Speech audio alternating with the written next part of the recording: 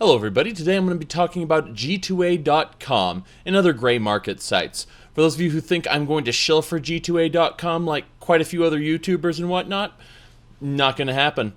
I only shill for things that I actually believe in. However, money is involved in this because a few days ago someone posted a link to an article on my Discord server. And from there, one of my patrons, someone who does give me money, asked me to speak about this. And while the fact he gives me money shouldn't really enter into this, full disclosure is important. G2A is something that I have been approached by several people who want me to join under them in a kind of hierarchy, as it were, and I turned them down. I'm not going to name names, however, G2A affiliate programs are out there, and they're actively seeking people. So first we need to define what G2A is. G2A is an open marketplace. A lot of people will compare it to eBay, for example. However, unlike eBay, it actually deals in the distribution of digital goods, like CD keys, whereas eBay exclusively forbids the sale of those things. If they find out you're selling digital keys, they'll delist you, for good reason, because G2A.com, whether they know it or not, has become a hive for stolen property. Now I have to preface this with G2A.com is not actually committing the illegal activity. They are, well, shall we say unwittingly acting as a fence for this illegal activity. You see, what ends up happening is people will get their credit cards stolen. Those stolen credit cards will be used to purchase games on Steam or other platforms. These copies of games and the CD keys, however they are obtained, are then sold on G2A.com, usually for about half their actual value. The reason they can get away with selling it for so cheap is because they aren't actually paying any money. They're using stolen money. Now, I'm giving them a colossal benefit of a doubt because what's probably going on, and I can't speak with any authority on this, is that they know this illegal activity is going on and they're turning a blind eye to it. But more than likely it is close your ears, close your eyes, hear no evil, see no evil, assume everyone is innocent until proven guilty, which is how a fair society works unless it's abused to shit like it is right now. Evidence that they actually know what's going on comes in the form of their G2A shield. Just in case anything's wrong with the key, you can basically buy insurance on it. It's a service that you actually pay real-life money for, where G2A will actually take responsibility for replacing the key if it were found to be bad or otherwise. That's right, they do not actually have any kind of quality controls in their own market unless you pay extra money. Now, there are countless YouTubers who have their videos sponsored by G2A.com. They include a URL code where you can get a discount on games through G2A. They are paid either on a commission basis per key sold, or they're given a colossal amount of money to sponsor it in the first place. From what I've been told from many countless YouTubers, they've been paid in advance for things. Keeping in mind that this is all second and third hand information. See, the most disturbing part, however, comes from indie developers. Developers that don't have very much money to begin with and are staking their livelihoods on putting out a game. Unlike your AAA gaming industry, when, say, 30 to 100 to 1,000 keys are pirated, this actually puts a huge dent in their bottom line. Whereas in the AAA gaming industry, it's a chicken scratch. It's not that you're pirating the game that's hurting them. What's happening is the person who owns, legitimately, the credit card that was stolen declares that fraud has happened. Having looked at thousands of cases with stolen video games in the past, the credit card company says, sure, and they issue a chargeback. They take the money back from the developer. And this leads you to ask, well, why don't they just revoke the stolen key then? A chargeback actually costs the developer anywhere between 20 cents and $20, depending on which kind of payment service they're using in the first place. Number two, unlike AAA developers, where you have this massive billing department that can easily keep track of which key belongs to which transaction, these transactions are happening in the thousands.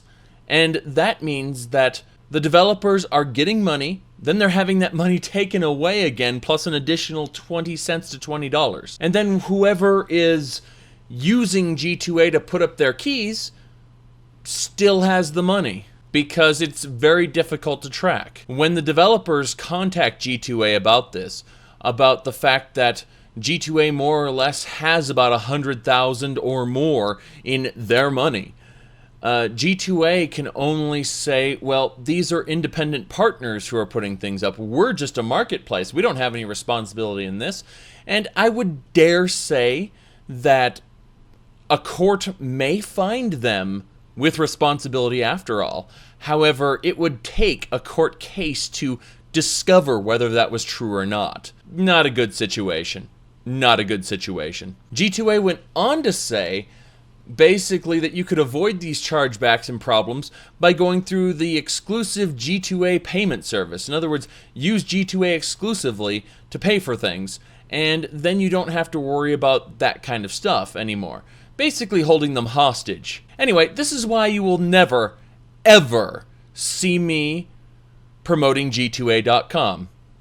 I'm very happy to shill for things that I have tried and I care about.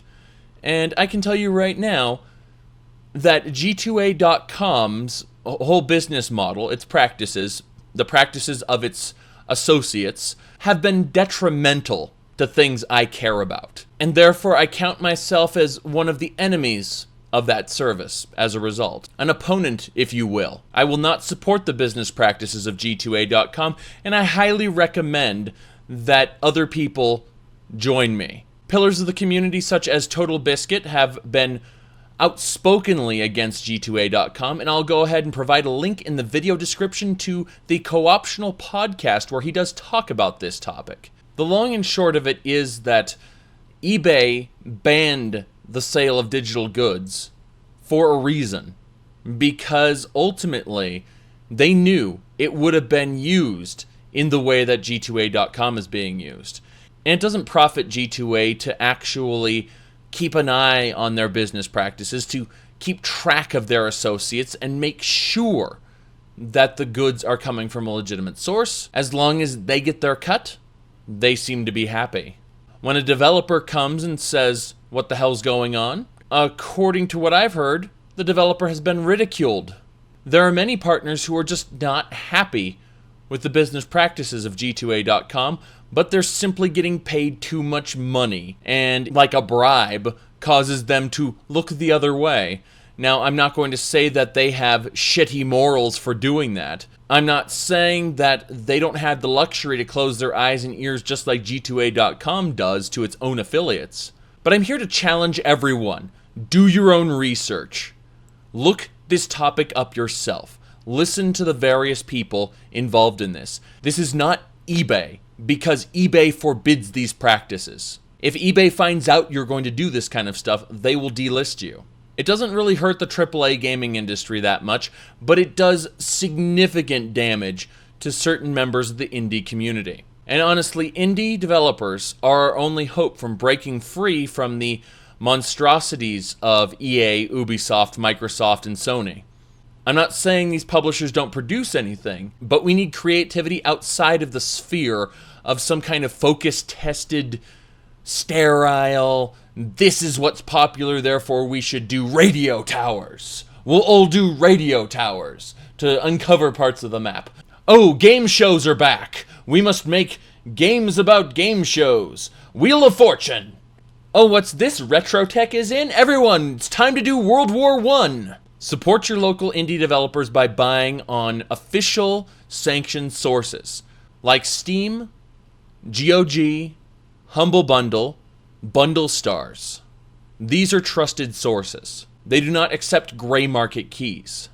Please check out Reddit for a list of services that provide gray market support and don't support it.